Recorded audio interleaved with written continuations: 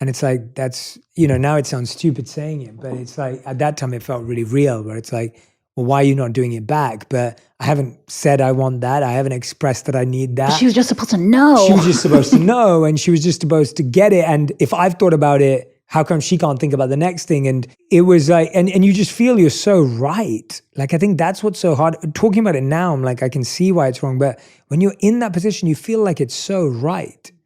Where you're like, but I'm doing all of this for us, and what do you do?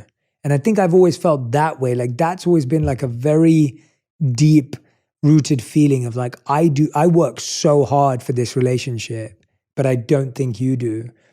And I saw this really incredible image on social media today, and it was inspiring a story in me. I was like, this, you know, this could be a story, but it's like, imagine you're on a vacation and you're on a really high mountaintop, and unfortunately your partner slips and falls, and you go to grab them, and you thankfully you catch hold of them so they don't fall off. And what ends up happening after that is one of the rocks from behind you falls on your leg while you're holding onto their hand, and a snake is going up their leg. So this is the image that was on social media. It was asking for the reflection of the person being held is thinking, why doesn't my partner just lift me up? Not realizing that that partner has a rock on their leg, and the partner with the rock on their leg is thinking, well, why doesn't this person just lift their own weight a little bit? We could do this. Help me. Not realizing that there's a snake at their leg and they're scared of moving. Mm-hmm. And the piece of art and whoever had posted was trying to get that question of like, that's kind of what relationships are like sometimes. Mm-hmm. How do you know whether your partner is actually putting in effort into a relationship and putting in work if you're someone that constantly feels like you are putting in the work, but you don't think they are? How do you know whether you're right or whether you're not right? How do you know anything? But you know, when you were describing like having planned this great weekend and then expecting for someone else to return that gesture and do the same thing, and then having the experience of feeling like I put in so much work and you haven't, that mindset and that person is not tuning in to pay attention to how that other person is showing up and is doing that work. So it's like, to answer the question, how do you know? If you don't put in the effort to try to recognize from like where they're coming from and see it from their perspective, you may never know.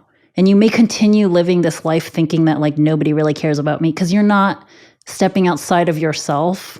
And so in relationship, not just with like a romantic partner, but even your friends, your family, colleagues, teammates, like you're depriving yourself of the next level of connection by only thinking of it the way from your stance, from your perspective. So I'll flip that question back to you. It's like, how did you know? How did you come to realize that she also loves you very deeply when she wasn't getting you these big gifts? Yeah, no, I mean, it's exactly that. You hit the nail on the head. It was me starting to look at how she contributed to the relationship. And I started to realize there were so many ways she contributed to a healthy relationship. She's the only person I've ever been with who is extremely secure in herself and trusts me and doesn't make me feel like, she's never made me feel like she doesn't trust me. And that's a massive gift in a relationship. Like the idea that my partner trusts me. I think that's a beautiful thing. When things were tough, when we were struggling and when we were going through financial difficulties and everything like that, she was fully there with me and was like, I trust you, I'm there with you, like whatever help you need. You know, those were huge gifts in the relationship. I think even when I first met her, I'd left the monastery like a year before that or less than a year before that. And I didn't have a plan or I didn't have like my life figured out. And I didn't even have a job when we first started dating. And she was okay with that. And I was like, there are so many huge gifts here that I missed out on because I was looking at it from this singular perspective of why doesn't she do this?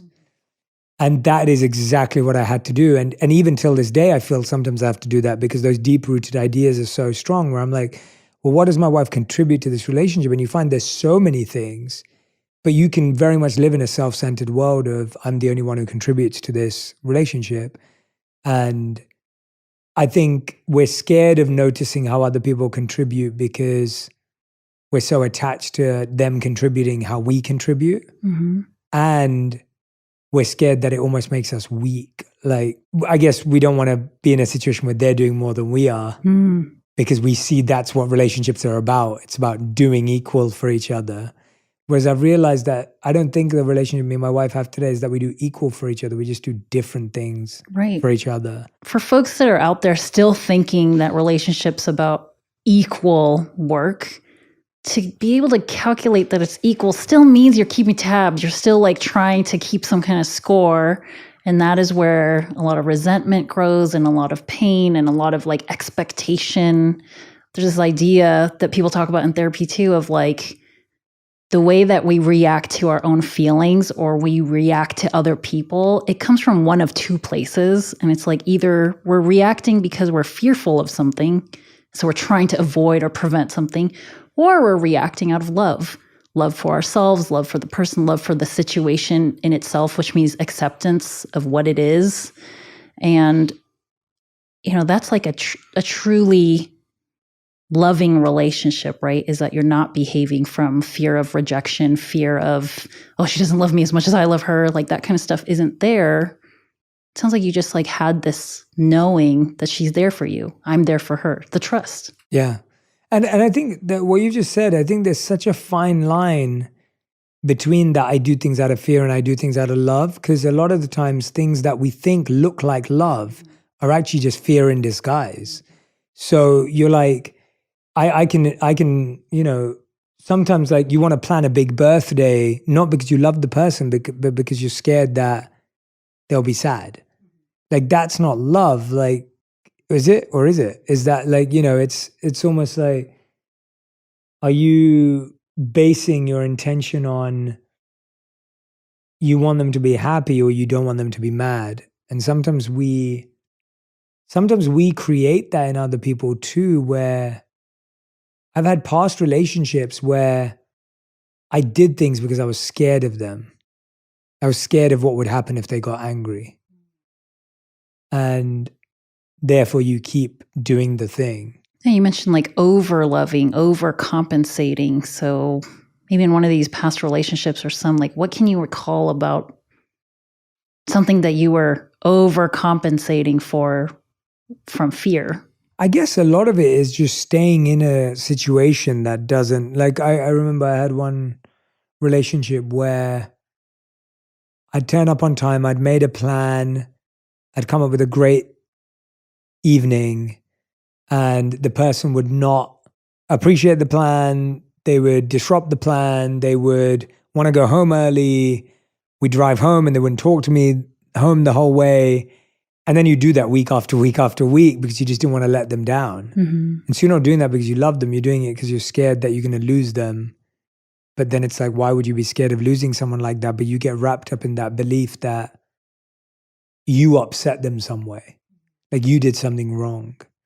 And I mean, at least with that one, I realized that I wasn't doing anything wrong. But it's really interesting how you work differently when you have high confidence in a relationship versus low confidence. And I think in the beginning stages, when I've had low confidence in relationships because you want the other person to like you, you'll keep tolerating bad behavior because you want to be liked so bad. And you're only acting in a nice way because you're scared of losing them, because you think that them being with you is the only reason that you're liked. Does that make sense as an example? Yeah. And you know, if you're entering or trying to maintain a relationship and you have low self-esteem, you don't have very high confidence in yourself. A lot of people have described just, will anybody ever want to be with me? So it's like, this might be the last person that I have a chance for, so I can't ruin it because I don't want to be alone. Like so many people don't want to be alone. We fear that. There's a metaphor I think of is just like, you know, we have these glasses here, and when you enter a relationship, you're coming in with a glass, and if you're coming in with an empty one, you kind of have this like very parched expectation for the other person to fill it for you.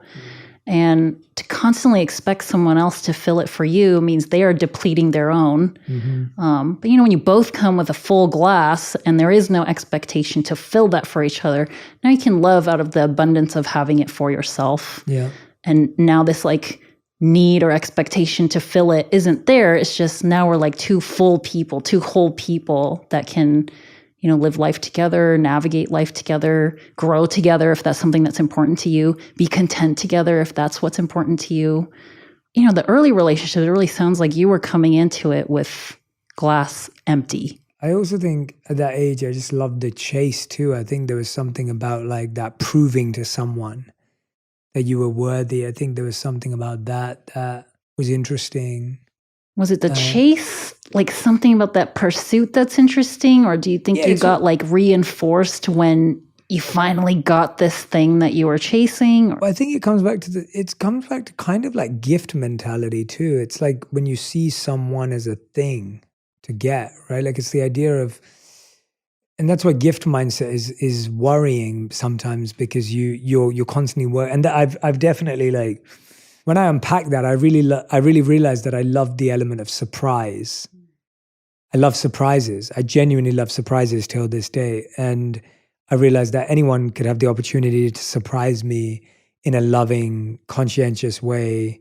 It's like, I feel like the idea of like saving up for the thing you want, and then when you get it, you're like, it wasn't that great anyway. And I think we all feel that way with things.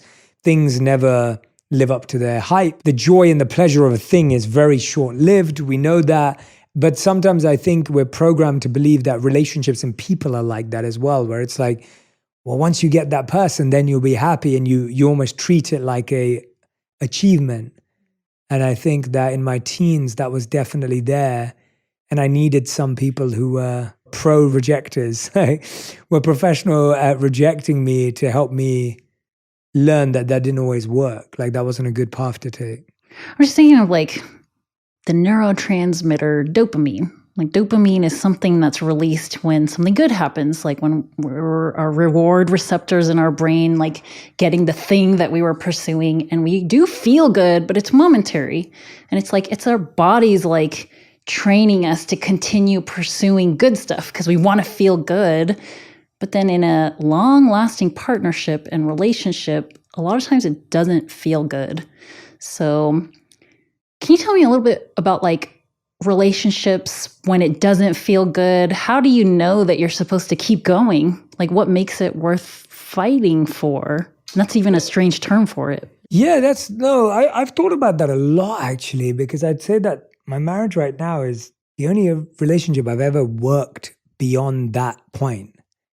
And I realized that there were so many relationships earlier in my life that I just tapped out of, because I was like, I don't want to do this anymore. Like, why are we wasting our time? Why are we doing this? Mm-hmm. I think there's a couple of things. I think one is that the other person also wants to work on it in a real way. So you want to work on it and the other person wants to work on it. I think what I found in previous relationships is I didn't want to work on it, and someone says they want to work on it, but they don't really want to work on it and themselves. And I think that's the question. It's like, am I willing to work on myself for this person? It's not, am I willing to work on this relationship? It's, am I willing to work on myself for this person? And is that person willing to work on themselves for me? And I think that's where I feel with my wife right now. I'm like, at this point in our relationship, I know she wants to work on herself for me. She'll say that. And I know I want to work on myself for her. So that's one thing that I definitely have looked for, and I've seen that difference in past relationships and this relationship. In past relationships where it didn't work out or where you didn't push through, it's because ultimately I felt no matter what I did, this person would never be convinced I loved them. So I dated a lot of people that I felt that even if I did what they wanted me to do, and even if I tried my best to love them in the way they want to be loved, they still were unconvinced that I loved them as well. Because to them, they were still going through that process of filling their cup. So no matter how much I filled their cup, they always felt thirsty or they felt parched. And I was just like, okay, so this doesn't make any sense, because no matter what I do, this person will never be convinced. So I can't keep working on this. Whereas with my current relationship today, I'm like, Radhi doesn't demand a lot and she's quite full already. And I think I'm the same back with her. And so it's kind of like a sense of like, oh, well, everything's a bonus. Like everything's exciting, everything's fresh. Or when things are tough, let's get back to figuring out what is it that currently is making things tough, but there's an underlying feeling of you love me enough and I love you enough, if that makes sense. There's not a sense of feeling that emptiness.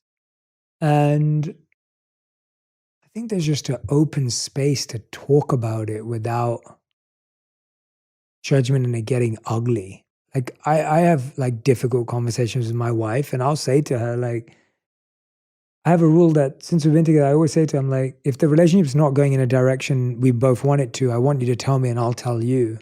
And so I've sat down with her and I've been like, I don't like where this relationship's going right now. Like, this isn't the relationship I want. Is it the relationship you want? If it isn't, what are you willing to get it to where you want it to be? And if it isn't, what am I willing to get it to where we want it to be? And what do we want it to be? And so I think we have that conversation regularly, like, you know, at least once or twice a year, because you're naturally going to go off track. Like you can never just be on track. And I think in other relationships, not only did we assume we'd always be on track, I think when we went off track, we were very unhealthy in how we talked about it. And at least with my wife, I think there's a sense of humility from both sides in saying, we got this wrong, let's try again, let's shift this. And so I think a sense of lack of ego makes it easier to work on it continuously. Mm-hmm. Whereas if you both just have an ego all the time that you're doing everything right and the other person's wrong, then that discourages a relationship. And this is where this like cliche thing of like, oh, well, my therapist said that I need to use I statements. So if folks have heard of this, it's like, this comes from coming into maybe like a emotionally charged topic with someone you really care about, and not starting with the, you did this, you make me do this, you make me feel this, like you are whatever. That's like very like blame centric language. And you mentioned humility. It's like coming into the conversation like humbled by, I'm not going to put actions and intentions in your mouth. I'm just going to show up with how I feel about it. And that's what I statements are. I feel so-and-so when you do this. I would like when so-and-so. I am expressing what my needs are. And this is what I think you can do to help me meet those two. And that's where that thing comes from, right? Yeah, the I statements. It's very important to show up as you, not you are the one that's going to make this all better. Yeah. I've always had my own little version of that. I've always said, instead of you and me, use us and we. And so when I'm thinking about constructively moving away from the conflict or moving forward with it, I'll always say, what are we willing to do for this relationship? And what is something that's important to both of us? And that way now we're a team, we're working on it together, we're solving this rather than like, well, you make me feel like this and you do this wrong, or you, and it's almost like saying, well, there's no responsibility on my end. Whereas I often go, we're pretty much both struggling with this. How are you struggling with it, right? And then giving the opportunity, but then going, we're both struggling with this. It's not like a you and me. And so I think shirking responsibility has always been hard to build with someone who you feel is just always making it your fault or you're making it their fault. I don't think you can get past that after a couple of years because it's hard, you know? And I think with my wife too, I think if we ever fall into those patterns, we're constantly trying to say, okay, wait, we can see ourselves moving into that pattern and then try and come back. Or the other side is you just get numb from everything, right? Like that I think is also unhealthy, where you don't feel anything about anything. You're just indifferent.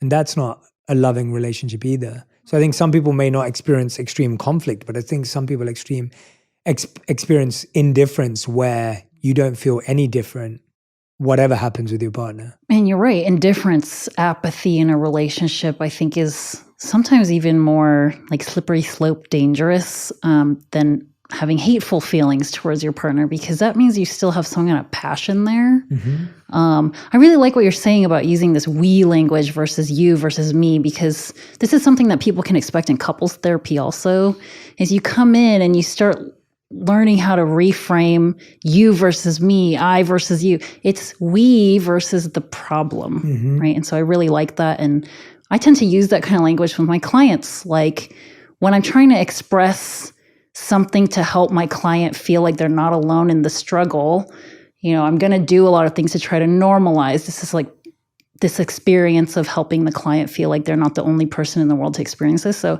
I don't always say like, yeah, people experience anxiety that way. I say we experience anxiety in that way. We tend to, and then I list off whatever symptoms people have. Yeah. So I like this idea of bringing some attention to the collective experience of us. And, it's like really easy to want to just go the I, me route. Totally. Especially in Western cultures. This is the way that we're raised. This is the way that we're socialized to like be an independent, unique, and individual, which those things are great. Especially in relationship, there is an us, there is a we. We're doing this together. We're choosing each other every day, which is not easy. Yeah. And I think I realized that exactly what you're saying during actually the week of my wedding.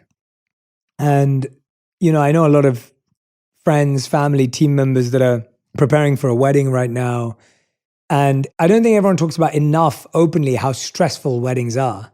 Right? Weddings are meant to be the best day of your life. They're meant to be all these exciting things, and they are, but they also have a lot of stress leading up to them, the week of. I remember, everyone has so many opinions, and family wants you to do it this way, and the other family wants you to do it this way, and both people are holding together their family's opinions and values and rituals and traditions as well as their own. And it can be I feel like marriages nearly break people up because they're so intense and stressful. And I remember saying that exact thing to Radhi the week we got married, where I was just like, this is how it's always going to be. There's always going to be so many people who have opinions about how we should do this and how we should have done that. And more importantly, people are going to tell you how I should be different, and people are going to tell me how you should be different. And I was like, the only two people that need to agree are me and you. And then we need to make sense of everything else that's going on. And if we don't set that habit now, we're going to constantly be lost and struggling. And I think that was the week where we were able to admit that there were people in our lives that wanted what was best for us according to them, but not best for us. And we were the only ones who could decide what is best for us by knowing ourselves and knowing each other. And yeah, I just think all of these experiences in life are helping you get there.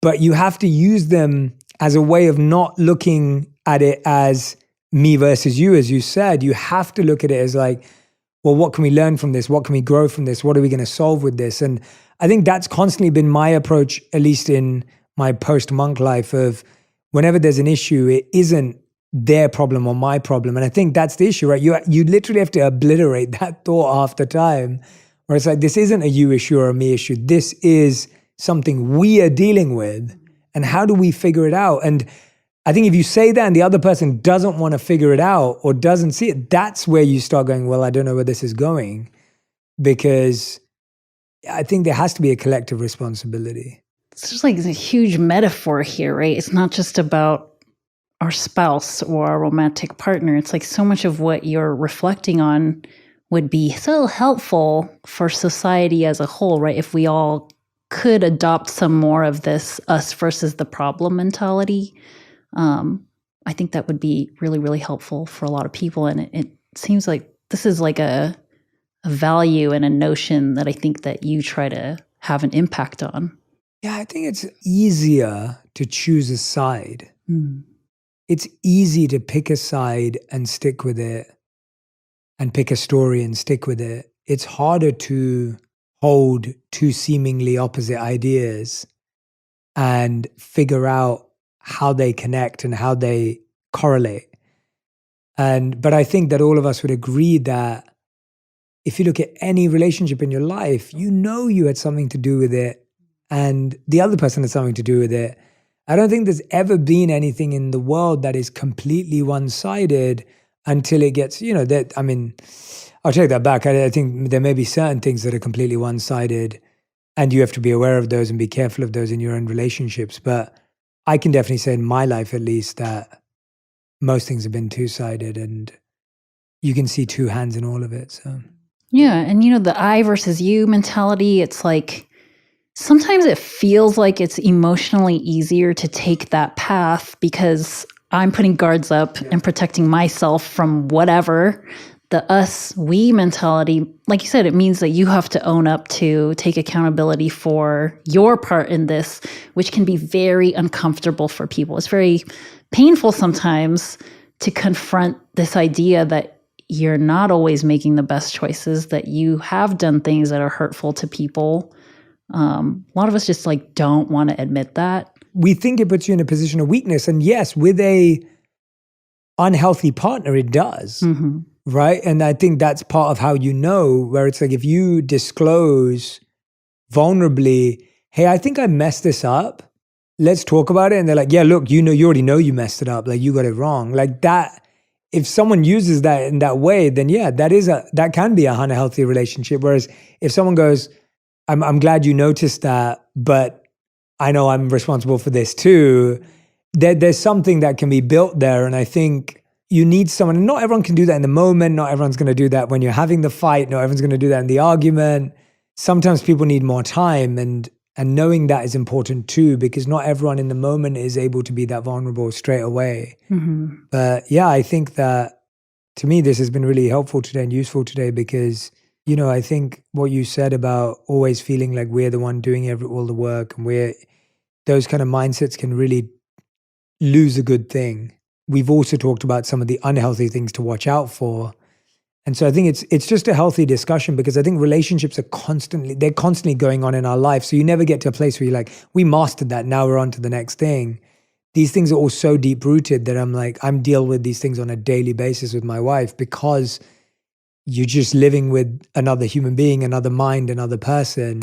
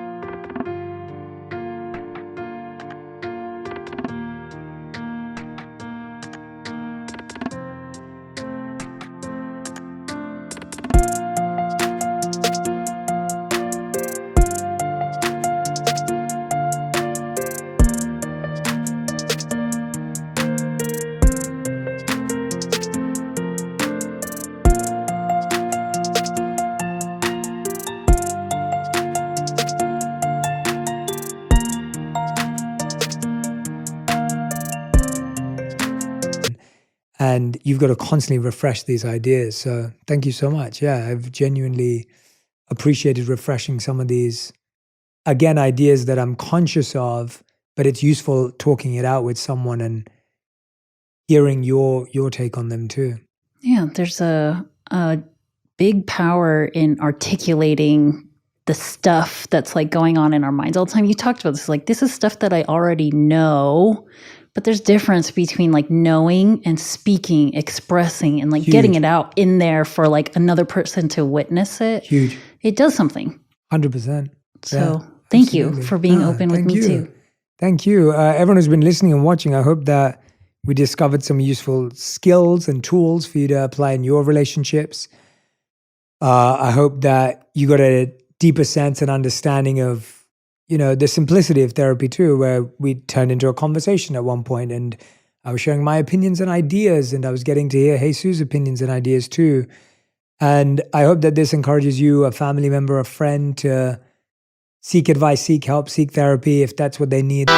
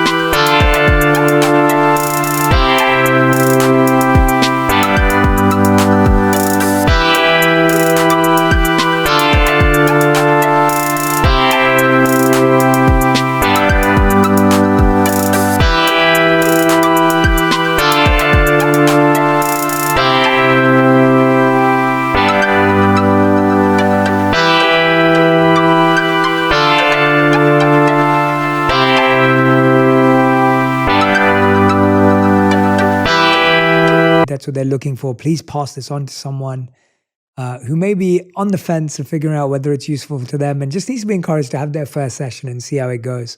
Again, I want to give a big thank you to our partners at BetterHelp. I want to give a big thank you to Jesus for being here and always facilitating these sessions so wonderfully. And a big thank you to all of you who've been listening and watching. I appreciate you trusting me with your time, but also I trust you so much. And so I've been opening up so vulnerably in these sessions. I trust you with that. Thank you so much. This episode was sponsored by BetterHelp Online Therapy. Big thanks again to Jesus Joe, Head of Clinical Operations at BetterHelp. So just so you know, this was a therapy session that you got to get a look inside of, but Jesus Joe is not my therapist. We do not have a therapist-client relationship, but I wanted to show you what a therapy session could look like. Also, just because you might hear something on the show that sounds similar to what you're experiencing, beware of self-diagnosis. You'll want to find a qualified professional to assess and explore